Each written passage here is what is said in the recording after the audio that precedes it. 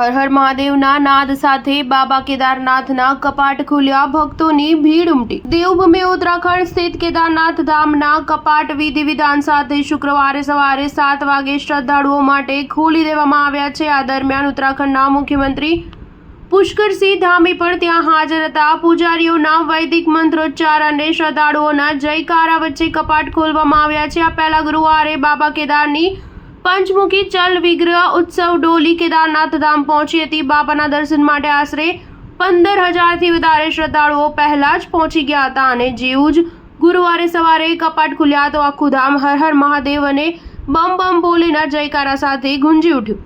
આ અવસર પર બાબા કેદારના મંદિરને 108 ક્વિન્ટલ ફૂલોથી ભવ્ય રીતે સજાવવામાં આવ્યું હતું। આ પહેલા ગુરુવારે પ્રદેશના ડીજીપી દીપમ શેઠ અને અધિક પોલીસ મહાનિર્દેશક વી મુરુગેશને બદ્રીનાથ અને કેદારનાથ ધામમાં જઈને સુરક્ષા વ્યવસ્થા અને અન્ય તૈયારીઓનું સ્થળ પર જઈને નિરીક્ષણ કર્યું હતું।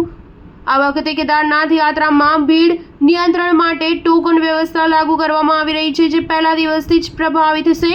ડીજીપીએ ટોકન કાઉન્ટરની સંખ્યા વધારવા, પીએ સિસ્ટમથી યાત્રાની જાણકારી આપવા અને સ્ક્રીન પર સ્લોટ તેમજ નંબર પ્રદર્શિત કરવાનો નિર્દેશ આપ્યો છે। તેમણે એટીએસ અને પેરામિલિટરી ફોર્સની તૈનાતીને પણ સુવ્યવસ્થિત કરવાની વાત કહી હતી। નોંધનીય છે કે કેદારનાથમાં શ્રદ્ધાળુઓ માટે માર્ગદર્શિકા જાહેર કરવામાં આવી છે। કેદારનાથ મંદિર પરિસરના 30 મીટરના અંતરમાં મોબાઈલનો ઉપયોગ કરવાની મંજૂરી નથી। રીલ અથવા ફોટોશૂટ કરતા પકડાયા તો મોબાઈલ ફોન જપ્ત કરી દેવામાં આવશે અને 5,000 સુધીનો દંડ આપવો પડી શકે છે। દર વર્ષે શિયાળામાં હિમવર્ષાના કારણે બાબા કેદારનાથના મંદિરના કપાટ બંધ કરી દેવામાં આવે છે।